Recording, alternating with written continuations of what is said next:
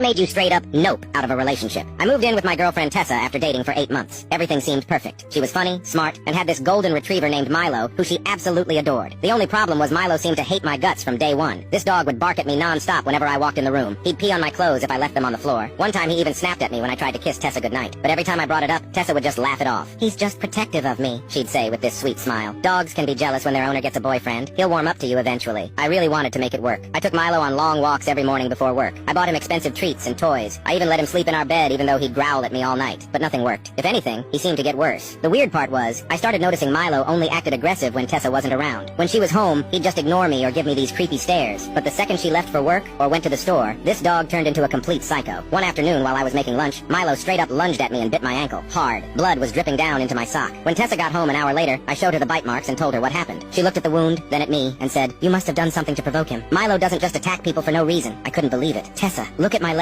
"Oh, maybe you stepped on his tail or something," she said, shrugging. "Dogs don't lie, Jordan. People do." That stung. But I didn't want to be the guy who made his girlfriend choose between him and her pet. Instead, I went online and bought a cheap pet camera. I set it up in the hallway where Milo spent most of his time when Tessa was gone. The first day of footage was normal. Milo just slept on his bed and ignored me. But on the second day, I caught something that made my blood run cold. Right before Tessa left for work, she knelt down next to Milo and whispered something in his ear. I couldn't make out the words, but after she left, Milo immediately got up and started barking at me aggressively. I rewound the footage and turned up the volume. Clear as day, I heard Tessa say, "Him, boy. Protect mommy." My hands were shaking as I scrolled through more clips. There was Tessa rubbing my dirty laundry on Milo's bed, then pointing at me and saying, "That's the enemy." Another clip showed her hiding treats in my shoes, then encouraging Milo to find the bad smell. The worst one was from 3 days ago. Tessa was on her hands and knees, holding my favorite jacket. She let Milo smell it, then started yelling, "Attack! Protect mommy from the bad man!" Milo got so worked up he was foaming at the mouth. I felt sick to my stomach. This woman I thought I loved had been training her dog to hate me for weeks, maybe months. When Tessa got home that evening, I was sitting on the couch with my laptop open. The camera footage paused on a frame of her whispering to Milo. "We need to talk, I said. She saw the screen and her face went completely blank. No surprise, no shame, nothing. "How long have you been spying on me?" she asked calmly. "Long enough to see what you've been doing to your dog." "Why, Tessa? Why would you train Milo to attack me?" She sat down across from me and crossed her arms. "I wanted to see if you could handle real commitment. A real relationship isn't just about the good times. It's about dealing with problems and not running away when things get hard." I stared at her. "You call training a dog to bite me a test? Milo is part of the package. He was here before you, and he'll be here after you. If you can't accept that he doesn't like you, then maybe you're not the right guy for me. He doesn't like me because you taught him not to like me," I said, my voice getting louder. "This is insane, Tessa." She shrugged. "You're being dramatic. It's not like he seriously hurt you. A little bite never killed anyone." That's when I knew I was done. I closed the laptop and stood up. "You're right. Milo was here first, so I'll make it easy for both of you." I packed my stuff that night while she watched TV like nothing happened. When I was loading the last box into my car, she finally came outside. "You're really going to leave over this?" she asked. "I thought you were different, Jordan. I thought you actually cared about me." I looked at her one last time. "I did care about you, but the person I cared about was never real, was she?" I blocked her number before I even got home. 2 weeks later, a mutual friend told me Tessa was already dating some new guy. I felt bad for him, but mostly I felt relieved.